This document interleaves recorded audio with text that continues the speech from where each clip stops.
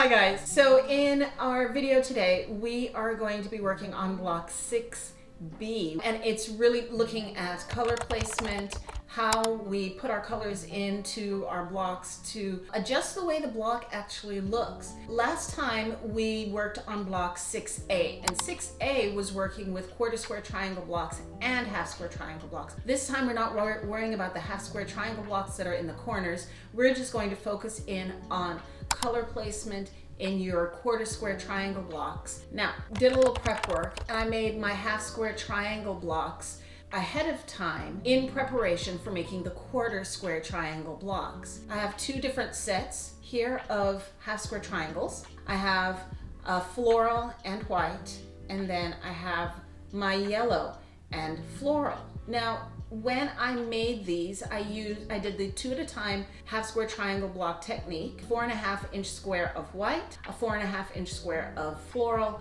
put them together, sewed on the diagonal, and then cut them apart, which gave me 2 identical blocks. When you make these blocks, make sure you do not trim them, because we then have to turn around and use them to make the quarter square triangles. The other thing that I want you to make sure you pay attention to when you make these half square triangle units is the direction in which you press your seam allowance. I have pressed the seam allowance toward my floral fabric, okay, so I pressed it down. And when I made the second unit, I also pressed it toward the floral fabric. The reason for that is because when it comes time for me to put these together to make my quarter square triangle block, I need my seam allowances going in opposite directions. So let's go ahead and get to the whole making process for the quarter square triangles. When we're putting the 2 different half square triangle blocks together, you want to make sure that the similar fabric, and in this case it's the floral, you want to make sure the similar fabric ends up being on opposite sides of the diagonal when you lay them together.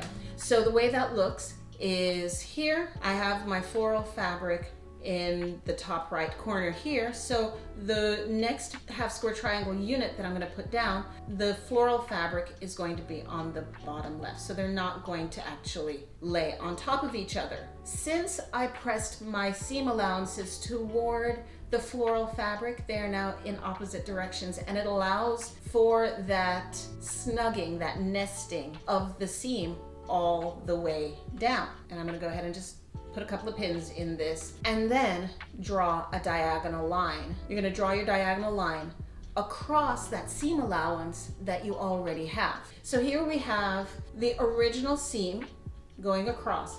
Now I'm going to stitch on either side of this diagonal line that I've drawn, and once I stitch on either side, I can cut it apart like we did with the other block, open it up, and you'll see that I have a nice quarter square triangle block revealed. So at this point, I'm going to pin and mark my other ones and then do my chain sewing, right? That's going to make things go a lot faster.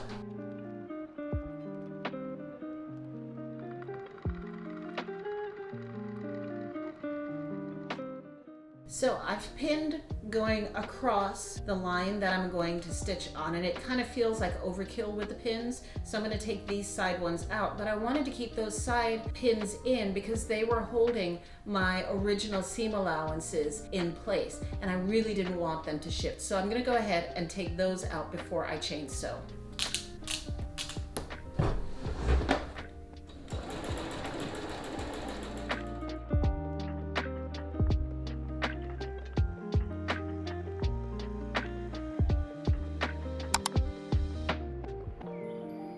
Okay, so I've stitched on either side of the diagonal, the center diagonal line. I made sure that as I stitched on either side of the diagonal, I stitched a scant quarter. Guys, this is the same process that we did in video 6A. That one we only used 2 colors, the red and the white. Came out to be such a lovely Christmas block. This one's gonna feel a little bit springier, but it's fun to see what changing up the colors will do to a block. It's a very interesting phenomenon. So when I open up, I now have a quarter square triangle block that looks like this. It's almost like an hourglass with the floral on top and bottom, white on one side and yellow on the other side. I'm going to press those seams open just like this. When you're pressing your seams open, just use the very tip of your iron, follow along and open up that seam, and then you can lay the rest of the iron onto your block to press it open. And oh my goodness gracious, my seams match up. It looks so good. Makes me happy. There's always a discussion about when to press to the dark fabric, when to press to the light fabric, when to press open, what is protocol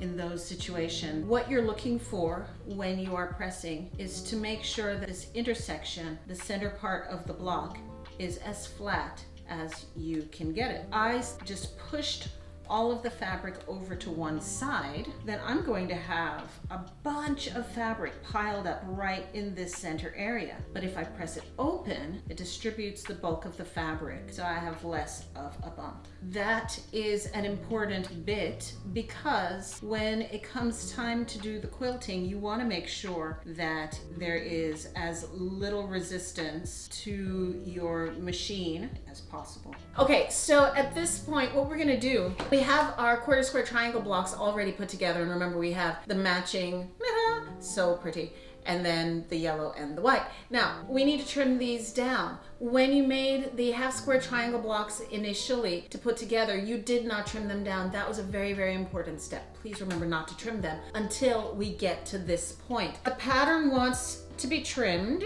down to 3.5 inches. Make sure that as you are getting ready to trim them down, you use the diagonal that goes from the top right corner of your square ruler to the bottom left corner. Use that diagonal to lay on the diagonal seam of your block. Then you can check to see, okay, it makes the 3.5 there, there's a little to trim off, it makes 3.5 there, there's some to trim off. Let's have at it.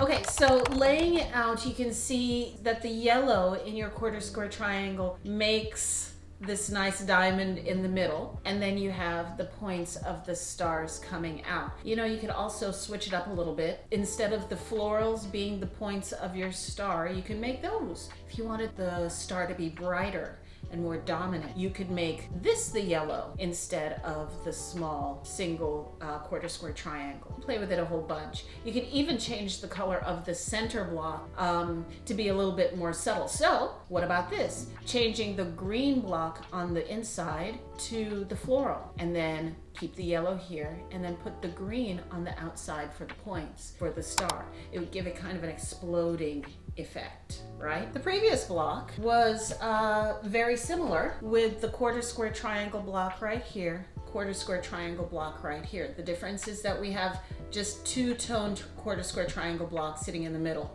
where we have 3 colors in this one. And the other difference is that the corner squares on the red block are half square triangle blocks, whereas this one is just a solid square. It's fun to work with patterns and see how they're gonna turn out. If we turn it around this way, that's an interesting look as well. So you now have the middle around your green square, kind of a reflection of what's going on the outside. So just to give you a little bit of extra ideas of how color really comes into play when we're making our block, I have several different combinations of colors here with my blocks. In this puzzle block, the colors are a little bit different. This one has the light pink on the center and then the darker, more saturated color on the outside, so it feels like it's exploding. Same block, but the saturation of colors, the yellow and the blue, are very similar, so it doesn't really feel like it's exploding or moving outward. It looks very balanced, right? These two, I really love how these two turned out. Yes, the center is different and the corner squares are squared within a square. Those are different as well. That's not such a big deal. The big part of how this one changes is the quarter square triangle blocks and the orientation. So in the green block, I oriented them this way. So you have an hourglass with the blue top to bottom. In the pink block, I oriented it so that they are out to the side. Well, what that does in essence is you have the green center block with a white square going around that center block. Whereas with the pink block, we have the pink with a blue square coming around. It gives it a totally different look. It's so much fun. The other thing that it does that kind of tickles me with this one is the square within the square block now has a complete border of white going around it. So it looks like the square is really inside of another square block if we put them together. On this green one, you don't get that effect with your corner square within a square. It's just a fun way of playing with color and orientation to see how your block is going to come out. You can take all sorts of different shapes, same blocks, spin them around, change color, and you get a totally different effect. So I'm going to go ahead and sew these together in the 3 rows like we always do, because in essence what we're looking at is a 9 patch, right? So I'm going to sew this row, this row, this row together, and then I'm going to join them 1, 2, 3, and then we'll be done.